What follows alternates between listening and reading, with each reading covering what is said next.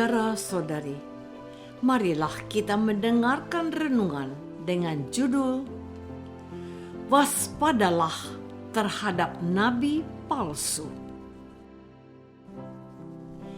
yang berdasarkan pada Injil Matius bab 7 ayat 15 dan 16a. Waspadalah terhadap nabi-nabi palsu yang datang kepadamu dengan menyamar seperti domba, tetapi sesungguhnya mereka adalah serigala yang buas. Dari buahnya lah kamu akan mengenal mereka. Dalam nama Bapa dan Putra dan Roh Kudus. Amin. Saudara-saudari terkasih dalam nama Tuhan Yesus Kristus. Dalam khotbah di bukit, Tuhan Yesus tidak hanya mengajarkan hal-hal yang harus ditaati sebagai pengikutnya yang setia. Tuhan Yesus juga meminta kepada mereka untuk memiliki kewaspadaan terhadap nabi-nabi palsu. Konsep tentang kenabian sudah menjadi makanan harian para pendengar Tuhan Yesus yang berlatar belakang agama Yahudi itu. Mereka mengenal banyak nabi, mulai dari Nabi Musa, Elia, Elisa, Yesaya, Yehezkiel, dan Yeremia. Mereka juga mengenal nabi-nabi seperti Amos, Hosea, Obaya, Sefania, dan masih banyak yang lain. Nabi-nabi itu diutus Allah kepada umat Israel untuk mengingatkan mereka untuk selalu berjalan di jalan Tuhan dan supaya mereka bertobat dari dosa-dosa mereka.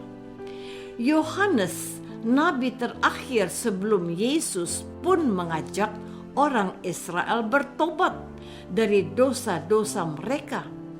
Nabi ini secara khusus mempersiapkan Mesias yang dijanjikan oleh Tuhan. Setiap nabi memiliki misi khusus dari Allah yang mengasihi umatnya. Saudara-saudari terkasih, kepada pendengar seperti itulah Tuhan Yesus berkata, waspadalah terhadap nabi-nabi palsu yang datang kepadamu dengan menyamar seperti domba, tetapi sesungguhnya mereka adalah serigala yang buas. Dari buahnya lah kamu akan mengenal mereka. Siapakah mereka yang dimaksud oleh Tuhan Yesus sebagai nabi palsu? Petunjuknya ada dua. Pura-pura menjadi orang baik, tapi sesungguhnya mereka jahat. Sok suci, tapi mereka munafik. Dari buahnya kamu dapat mengenali mereka.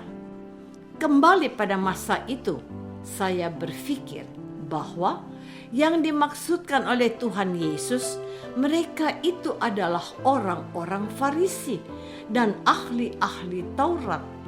Saya mengatakan demikian karena mereka selalu bertentangan dengan Tuhan Yesus dalam menyatakan pendapat dan kebenaran.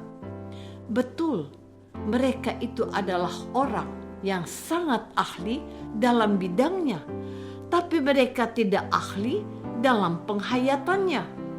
Mereka mengajarkan orang untuk melaksanakan hukum Musa, tetapi mereka sendiri tidak menaatinya. Bahkan Tuhan Yesus sering mengecam mereka sebagai orang-orang yang munafik. Saudara-saudari terkasih, pada awal perkembangan gereja perdana setelah Tuhan Yesus diangkat ke surga, jemaat mengalami krisis pengetahuan iman, terutama mereka yang memiliki latar belakang agama Yahudi. Hidup mereka sudah dijejali dengan pengetahuan yang banyak tentang peraturan-peraturan yang terdapat dalam hukum Taurat dan kitab para nabi. Tuhan Yesus tidak membatalkan satu titik atau satu iota pun daripadanya, tetapi Tuhan Yesus memberikan perspektif baru dalam cara penghayatannya, suatu cara pemahaman yang lebih mendalam dan cara pandang yang lebih ilahi terhadap penghayatan hukum-hukum Tuhan.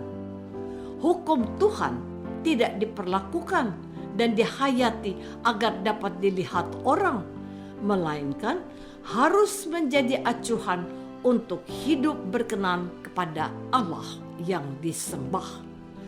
Orang-orang Farisi menaati hukum-hukum Musa untuk dilihat orang dan supaya dipuji sebagai orang baik dan suci. Tuhan Yesus menghendaki supaya mereka melakukan olah rohani seperti doa, puasa, dan sedekah dengan diam-diam dan tidak perlu diketahui orang. Cukup Allah saja yang tahu. Orang-orang seperti orang-orang Farisi sudah mendapat penghormatan manusia, bukan dari Allah.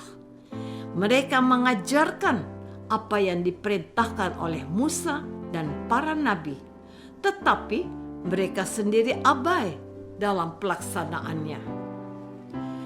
Saudara-saudari terkasih, sudah saatnya para pendengar Yesus mendengarkan apa yang sudah diajarkan oleh dirinya sendiri.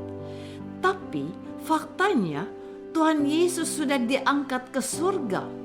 Lalu kepada siapa mereka sekarang mereka harus meletakkan harapannya? Kepada siapa mereka harus berguru dan belajar? Roh Kudus telah dicurahkan ke atas para rasul dan mereka itu adalah orang-orang pilihan Tuhan Yesus sendiri. Mereka diutus oleh Tuhan Yesus untuk mengajarkan apa yang telah mereka dengar langsung dari Yesus, dan Roh Kudus yang diutus untuk mereka akan menerangi mereka dan mengingatkan kembali semua yang pernah diajarkan oleh Yesus kepada mereka. Para rasul mengajarkan hal-hal yang baik. Perhatikan bahwa yang mereka ajarkan adalah buah-buah yang dikaruniakan oleh Roh Kudus sendiri. Buah-buah roh itu adalah kasih, sukacita, damai sejahtera, kesabaran, kemurahan, kebaikan, kesetiaan, kelemah lembutan, penguasaan diri. Santo Paulus mengajarkan ini kepada jemaat di Galatia bab 5 ayat 22. Maka untuk kita yang hidup pada masa sekarang ini, pegangan kita dan tuntunan kita adalah warisan dari para rasul, yaitu kesaksian mereka dalam kitab suci, khususnya perjanjian baru, terutama Injil. Kita mendengarkan ajaran resmi gereja melalui kuasa mengajar, yaitu magisterium gereja, yang diajarkan oleh para paus dan para uskup yang dipilih Kristus sebagai pengganti para rasul. Apakah aku dalam hidupku sebagai orang Katolik sudah taat pada firman Allah? Marilah kita berdoa. Bapa yang Maha Baik, kami bersyukur karena diingatkan untuk taat setia kepada kehendak Tuhan Yesus. Bantulah kami untuk juga taat setia pada Bapa Suci dan para penggantinya yang mewariskan ajarannya. Dialah Kristus Tuhan kami. Amin. Semoga kita semua selalu dinaungi dan dibimbing oleh berkat Allah yang Maha Kuasa, Bapa dan Putra dan Roh Kudus. Amin.